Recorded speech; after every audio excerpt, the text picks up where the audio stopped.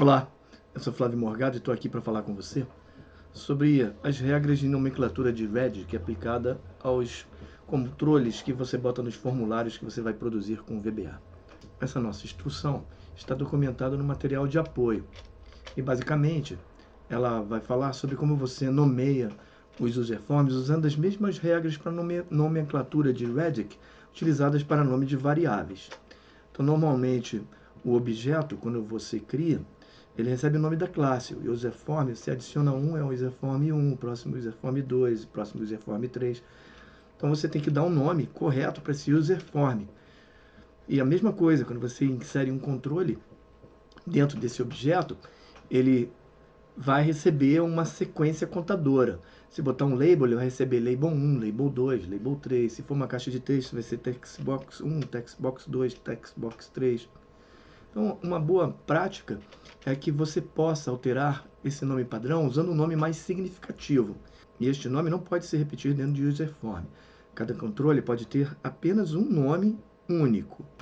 Então, como citado no nosso curso introdutório, a parte 1 do curso de Visual Basic, as normas de Redic, anteriormente Redic-Lesinski, elas foram criadas para facilitar a codificação do VBA na época do Access, quando ele foi um grande agente no uso de banco de dados para o Windows, e eles foram criados por Charles Simonyi nos anos 80, um dos criadores do Office. Então, elas são compostas para identificar e separar o que é um objeto, um procedimento, uma variável, para que você, olhando no código, saiba pelo que está sendo lido, o que está sendo referenciado. Então, as palavras devem ser iniciadas por maiúsculas, seguidas de letras minúsculas. E se precisar de mais de uma palavra, essa palavra ela deve ser também iniciada com maiúsculas e minúsculas, as palavras concatenadas entre si. Todos os nomes devem ter um prefixo de 3 letras que identifica o objeto que se está manipulando. Os prefixos estão aqui. Então, para um objeto qualquer, OBJ, para a aplicação app, aplicação é o programa que reside o VBA, como o PowerPoint, o Excel, o Word, o Access. Se for uma caixa de diálogo de sistema, File Dialog, deve ser FDG. Se for um objeto OL mesmo, a impressora PRT, a tela SCR de Screen, o formulário FRM. Depois temos prefixos utilizados para controles. E aqui tem uma grande lista. Cada controle tem um prefixo que o identifica. CHK para checkbox, CBO para combo box, CMD para command button e por aí vai.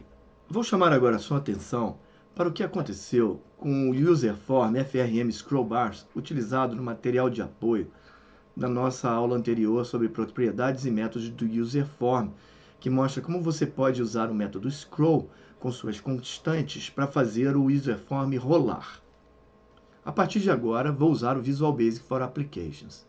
Perceba que quando eu seleciono um botão e dou 2 cliques nele, como o primeiro botão, ele aparece Command Button 1, que é o primeiro botão, o segundo é Command Button 2, o terceiro é 3, mas isso porque eu fui muito meticuloso na colocação dos botões, nomeando-os da esquerda para a direita e de cima para baixo. Normalmente você vai colocando controles no formulário e o formulário vai ficando com uma nomenclatura de controles quaisquer, baseado na ordem em que eles foram inseridos.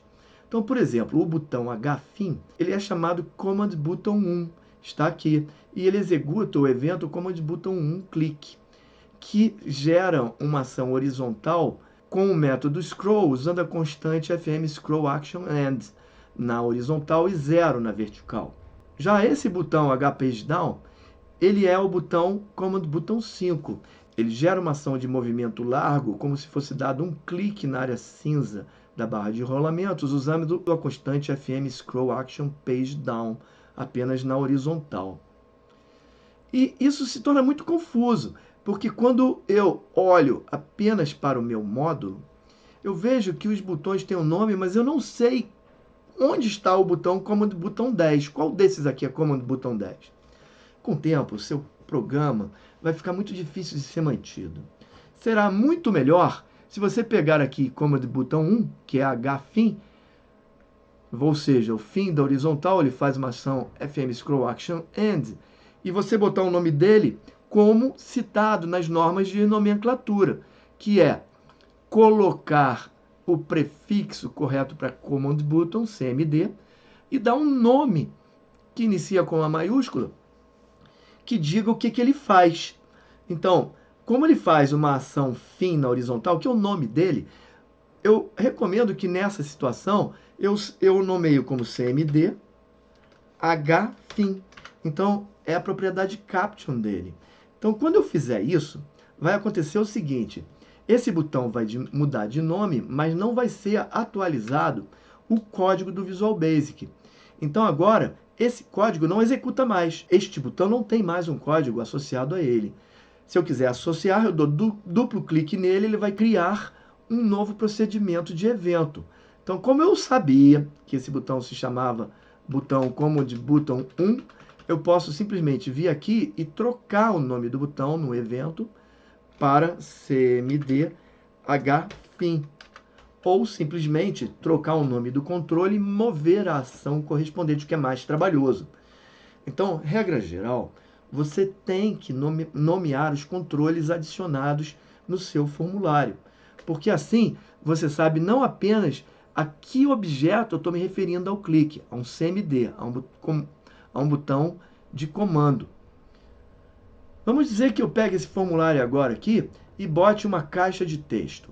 Eu vou exibir aqui a minha caixa de ferramentas e vou colocar aqui dentro dele um label, aqui, e embaixo dele vou colocar uma caixa de texto. E mais uma, aqui abaixo dessa. Então, se eu der 2 cliques aqui, ele vai fazer private sub text box 1 change. E se eu vier dar um duplo clique aqui, vai fazer text box 2 change. Mas eu posso mudar a posição delas aqui dentro do formulário e elas continuam com o mesmo nome. Qual é a 2, qual é a 1? Você começa a ficar com muita confusão aqui. Então, o ideal é que essa caixa de texto receba o nome do controle correto. No caso, a caixa de texto vai receber TXT. Então, nessa situação, o nome dela, ela ficaria assim, TXT. Vamos dizer que o nome dele vai pegar o nome do cliente. Eu vou botar cliente aqui. E eu vou pegar esta etiqueta, que diz o que a caixa de texto recebe, e vou trocar seu nome e sua propriedade caption para refletir o conteúdo da caixa de texto. Então, o nome será LBL, como está citado aqui na documentação. Um label recebe o prefixo LBL como norma internacional. E ela vai receber LBL nome, que é o que a caixa de texto vai representar. E agora, na propriedade caption, eu coloco a letra nome. E agora a letra nome está me dizendo que aqui eu vou digitar um nome. E se aqui eu quisesse botar um endereço, eu colocaria aqui outro controle, label, botaria aqui do lado, vou trocar a caption dele primeiro para endereço. Chegar aqui para o lado. Vou enviar para trás, formatar ordem, enviar para trás. E vou dar um nome, que é o nome do conteúdo da caixa de texto, LBL endereço. Agora eu sei que ela se chama assim. E agora aqui na caixa de texto, que vai receber o endereço, vou dar o mesmo nome, txt endereço. Dessa forma, quando eu quiser programar o evento change dessa caixa de texto, eu não vou ver textbox change, eu vou ver txt cliente change.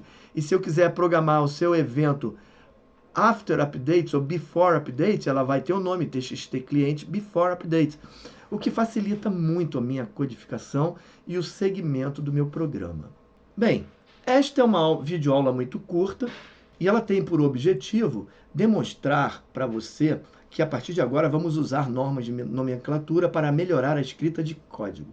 Na próxima videoaula, você vai ver como usar as propriedades Accelerator e Caption dos controles que têm uma etiqueta, um label associado, ou do controle Label, para acelerar o uso para usuários de teclado. E como usar as propriedades TabIndex, TabStop e o método SetDefaultTabOrder para definir a ordem de tabulação dentro do formulário. Até lá, então,